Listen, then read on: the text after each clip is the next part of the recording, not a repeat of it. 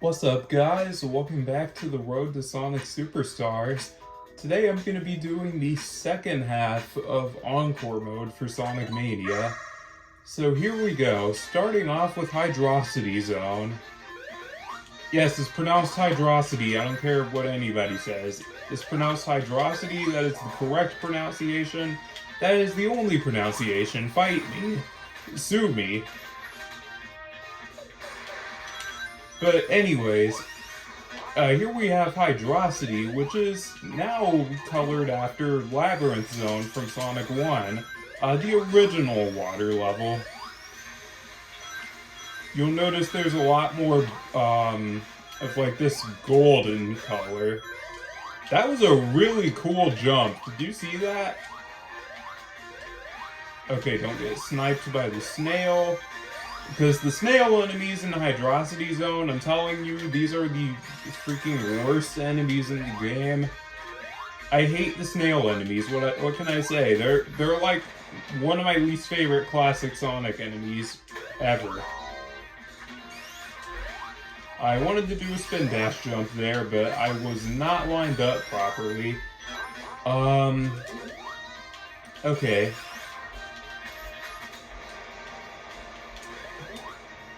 So here we go.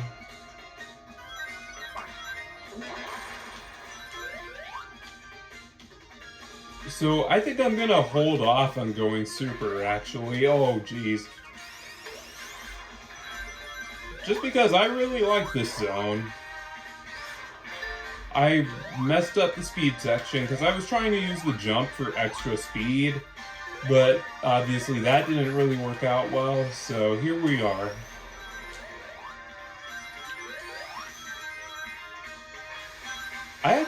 Oh, right, I remember now. I was about to say, I actually don't remember what comes after this zone, but no, I remember now. It's, Mirage Saloon and Oil Ocean.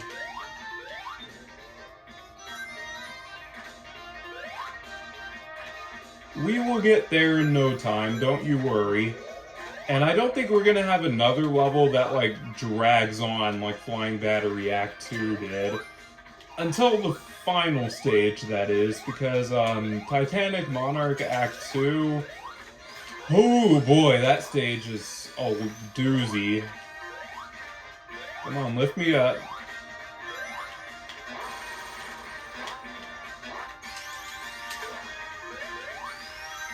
But yeah, Hydrocity, well no, you know what, we'll get to Titanic Monarch when we get to it, okay? We'll cross that bridge when it comes. Anyways, I fell for it. Case in point as to why I hate the snail enemies. Whenever you see a Sonic enemy, your first instinct is to jump on them, right? That doesn't work with the snails here, because you try that, they just snipe you out of the air. And then they run away. I'm like, bro, if you're gonna be a jerk, then like at least stand your ground, bro. Like at least have the balls to stick around, if you know what I mean. But that is a rant for another time. Maybe if I do a video like ranking the worst Sonic enemies, the snails will definitely be on there. But yeah, Eggman is wearing scuba diving gear. Okay, I need some air. Oh wait, no, it's Knuckles that needs air.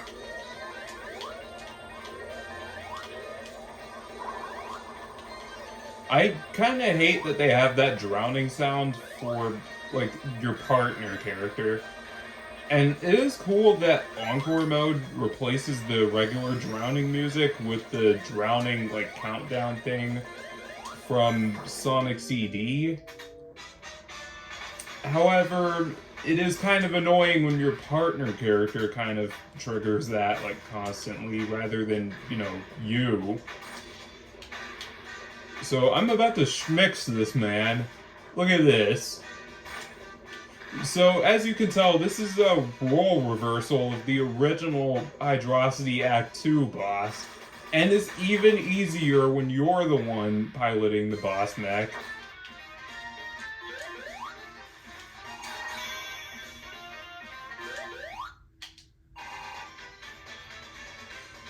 But anyways, I feel like I haven't really given Knuckles enough time to shine. Like everyone else, I've kind of given a fair chance to shine, but you know what? Let's play as Knuckles for this level. I do like how, you know, with Encore mode, you get to basically swap characters on the fly. Actually, let's shuffle Ray and Tails. Okay, the sidekicks. Because, yeah, I kind of look at Ray as like a sidekick for Mighty.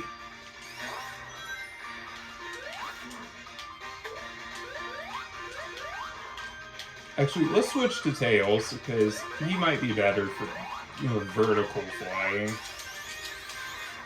Ray, I kind of look at him as like a weird, hybrid of, Tails and Knuckles in terms of, like, his flying, you know? Like, he glides like Knuckles, like, it's more of a, you know, it's a horizontal glide, really, but you can go up and down with it like Tails does, so it's weird, you know? Actually, I feel like I haven't really played as Tails a whole lot. I feel like I haven't really played as many characters besides Sonic for this playthrough, to be honest. It is always good to have at least one character that can fly or climb walls in case of situations like that, you know? Actually, wait, no, wait, go back. I want to go back. Go back, okay.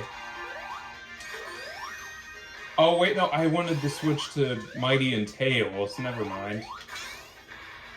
That is another quirk of Mighty's hammer drop that I wanted to show off.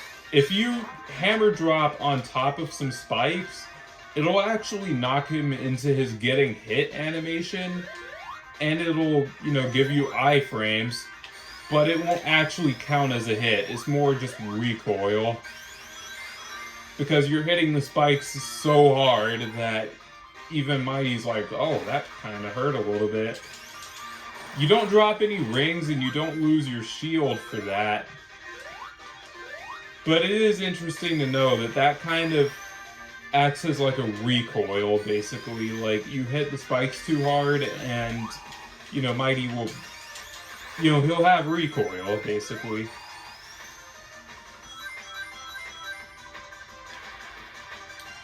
So, Mighty and Sonic are probably my most played as characters for this, so as soon as I get a chance, I'm probably going to switch back to Ray, which is going to be a little bit hard because, you know, he can barely keep up with me, but there we go. And I'm not sure if it... Oh my... I hate these snails, by the way. I'm not sure if it really works in this game, but, like, you can actually... Well, I think I've done it, like, once or twice. You can clip through the slides in this game like you can in Sonic 3. It's just harder to do now. Look at that speed! Hang on, you know what? I'm about to shuffle this. Let's go. Yo, call me Sonic Shuffle the way I'm shuffling these characters right now. Okay, got the classic, iconic duo, Sonic and Tails. Can't go wrong with these two. And look at that, almost every character is sort of sorted in order. Ray and Mighty are the only ones that aren't, like, in order there. And by that I mean, like, in the character select screen is Sonic, Tails, Knuckles, Mighty, then Ray. But then down there is Sonic, Tails, Knuckles, Ray, then Mighty. I don't know what I'm trying to say here, but basically it almost defaulted me. Almost.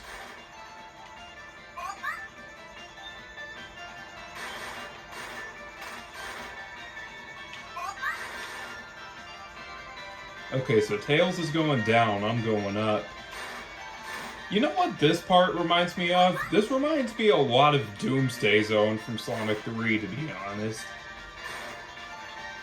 Like, the spike thingies would have been meteors in that. Same with the bombs. I mean, you're guiding explosives into the mech, and of course there's the whole, you're flying up and down with the time limit thing. I completely missed. And yeah, I actually don't want to cheese this boss.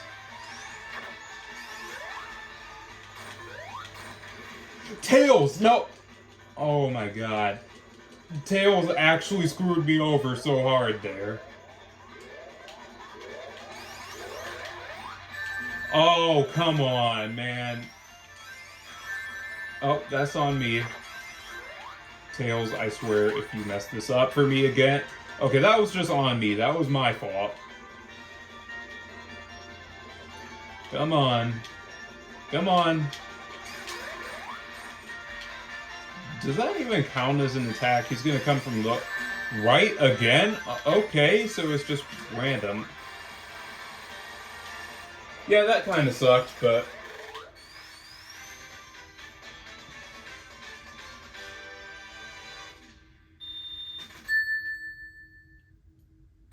And if I played my cards right, I should be able to just have Sonic walk out. Never mind, Tails was the one that walked out. Alright, and now we have Mirage Saloon Act 1, which is actually a lot different from how it is in Mania mode. Okay.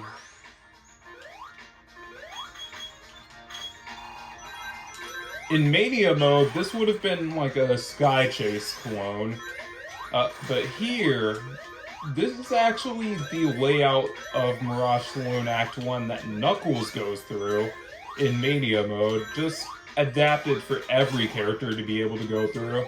But since I never showed that off, this is a first, actually. This is the first time I'm actually showing this level. Come on. Am I just not holding the button long enough? I guess not. Okay.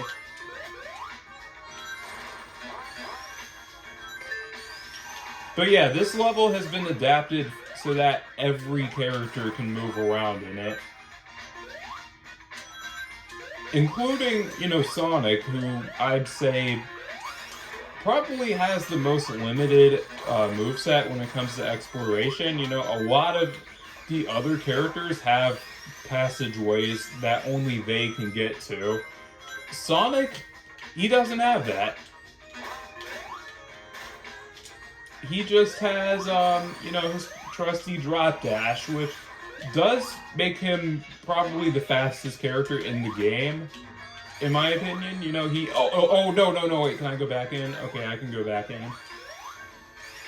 But Sonic is definitely the fastest character in the game because of his drop dash.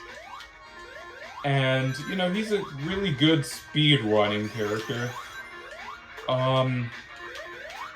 Because you'll see in this game, and even like games like Sonic Forces, even Sonic, oh jeez, not as much Sonic Frontiers, because the drop dash is not really that good in that game, if I'm being honest with you.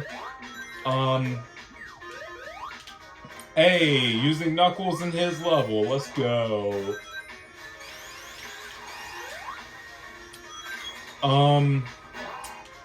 But you'll see, like, in a lot of these games that the drop dash are in, that the drop dash is in, I should say. Wow, great English there, Ultra. You'll notice that the drop dash is kind of the meta. Like, you'll notice that people love to spam the drop dash over and over. Like, people called the spin dash in Sonic Adventure the spam dash. Nah, the spin dash, or the drop dash in this game might as well be called the spam dash, because speedrunners, like I said, love spamming the drop dash. Oh, Mighty and Sonic, okay. Oh, what the? Where did this guy come from? Okay, that was a genuine jump scare, because I was getting distracted by Sonic. I didn't realize. I mean, I heard the sound for it, like charging up the drop dash, but like I wasn't expecting to actually get hit by it because I didn't know where that enemy actually was. I know I'm coming up with a lot of excuses, but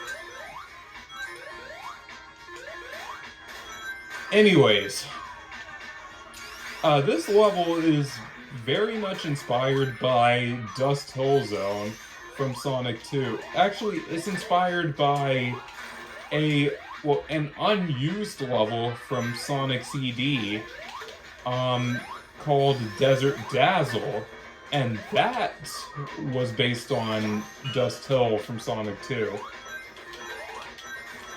And in case you see, like I said, you don't lose your shield for that.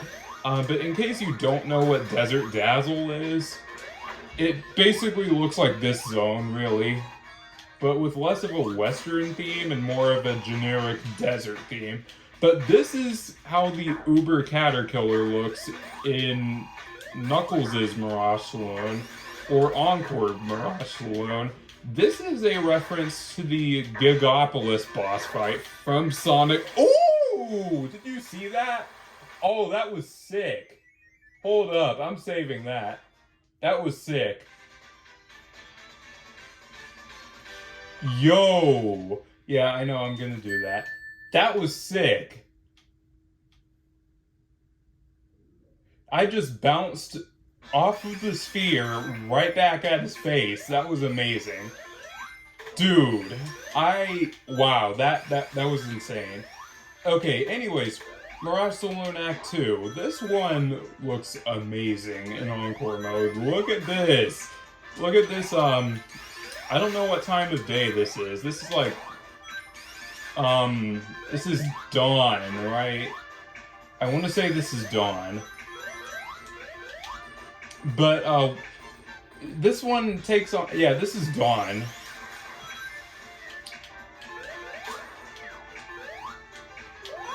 Howdy, partner. Very nice looking dawn we got. I don't know. Whoa. Jeez, this dude chased me down. Love Knuckles back there taking care of that roller enemy for me. But anyways, that's the nice thing about being able to control two characters at once. You can kind of manipulate the other character to do what you want, for you.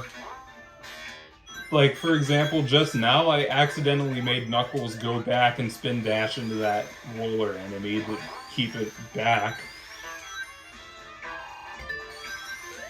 But oh man, this level is so good. It's just a shame that it doesn't last that long. Anyways, here we have the Heavy Magician, and you might be like, wait a second, this looks exactly the same as Mania mode. That's because it is.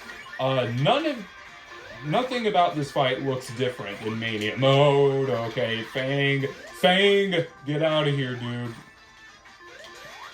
I'm excited to see Fang in Sonic Superstars, though. The whole reason why I'm even doing this playthrough. Oh my god.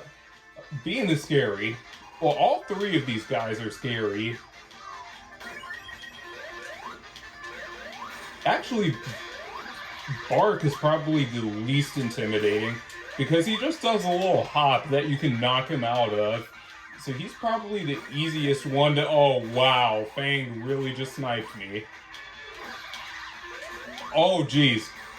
Look at that. That's why I like this fight. Like, you saw the way I bounced off of Fang, and then that gave me the alley-oop to hit the Heavy Magician. That's what I like about that fight. It's just that sense of, like, flow and how it lets you combo the Heavy Magician so easily. Like, most other Sonic games, you get knocked so far away from the boss that it doesn't really feel like you're meant to combo them. There, I feel like they definitely felt like it definitely felt like they wanted you to combo the Heavy Magician, considering whenever she takes knockback, you're probably going to be bouncing in that same exact direction. So it's like, not even knockback can save you. Alright, let's see what they replaced the giant ring with. Okay, a water shield. I don't know how useful this is going to be in Oil Ocean, which is now rocking a daytime aesthetic, which kind of reminds me of Marina Madness from Knuckles Chaotix, if you can believe that. I think that's what that zone was called anyways. It's been a while. And to all of you, to all 10 Knuckles Chaotix fans watching this video, yeah, I don't have the names of the zones in that game memorized in the back of my head. Sorry. Okay, where am I going? Where am I going? Hold up. Wait, okay, I guess I gotta go down. I wanted to try to fight the slide, but, Ooh, look at that. Oh no, okay. Yeah, these lids are dangerous because there is a high chance that you can overshoot your jump, hit spikes, and the lid comes back down and crushes you. There is a very high chance of that happening. Can I go through here? No, I can't. Okay. And I immediately lose my fire shield, not even 15 seconds of holding it. Oh, okay, I'm going super. Oh, the save. Because, yeah, that could have been a potential death. If I didn't turn super there, I could have probably gotten comboed by the spikes and the, lid coming back down and gotten crushed that way. Also, keep in mind, there's actually spikes up there. That boss that I just decimated in seconds has an attack where it'll send all of the lids, like, up. And if you're not standing in one of the middle two spots, you actually get sent up, crushed, and yeah, you just get crushed by spikes and you die. It's kind of a cheap beginner's trap, but honestly, I think if you've been playing this game as much as I have, then really it's a skill issue if you get hit by that. But like I said, it is a very cheap beginner's trap. I can see a lot of people falling for that on their first playthrough. Anyways, Oil Ocean Act 2. This level is basically asking the question, what if Oil Ocean and Sanopolis had a baby that's not Oil Desert? That's pretty much what this is.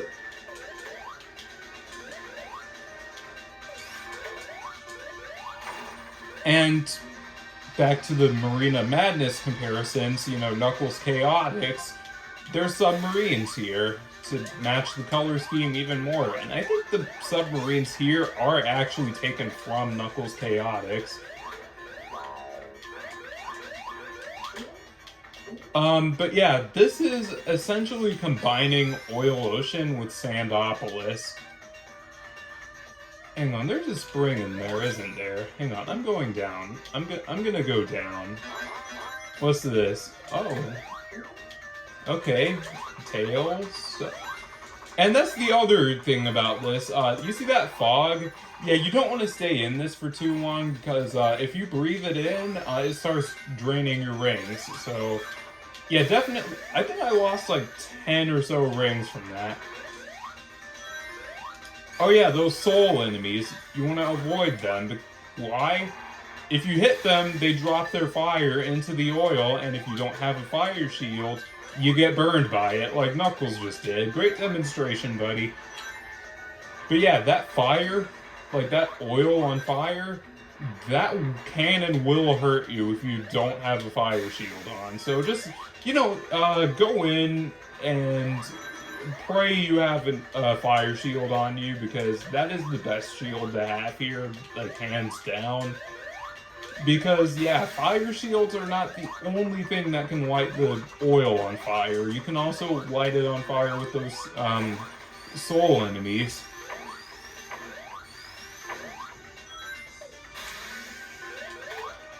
Oh, nice! We both got the badniks at the same time.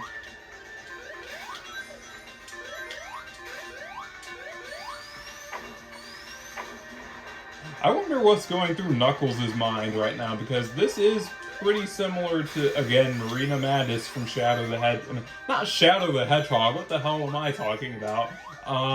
From Knuckles Chaotix. But, I wonder what's going through his mind. I bet he's like, hey, this place seems familiar. That sounded more like Shadow. He's probably like, hey, this place seems familiar. There we go. That sounded a bit more like Knuckles. That sounded more believable. Anyways, boss fight. This might be probably the most infamous boss from this entire game. Because for starters, those like tentacle things, if you're standing on a platform when it, yanks it down, you die instantly. It doesn't matter how many rings you have. It is a really cheap quirk that this fight has, but yeah, if you get dragged down, well, you die instantly. Like, the tentacles can literally drag you into the oil and kill you that way. But I made that look easy. Trust me, you will die to that thing a few times on your first run through. I got through it without taking damage. Most of that was because of the fire shield protecting me from the bullets that it was firing at me, but part of the reason why it was so easy for me was really just because the Mega Octus just stays still most of the time. So it's really easy to get combos on it, especially when you manage to get rid of its little, turrets. So, yeah, that's just interesting. Anyways, we have one part left for this playthrough. Just gotta get through not Labyrinth, Lava Reef, Metallic Madness, and Titanic Monarch, and then I'm done with this game and I move on to Generations and Forces. And I'll be treating Generations and Forces as one, playthrough. In fact, I might do all of the classic stages for both of those games in one video. No promises, but I might be able to do that. Anyways, I hope you guys enjoyed this video. If you did, make sure you leave a like, subscribe, all that stuff. Cheesy YouTuber outro, and it is your boy Ultra signing off. Peace, take care everyone.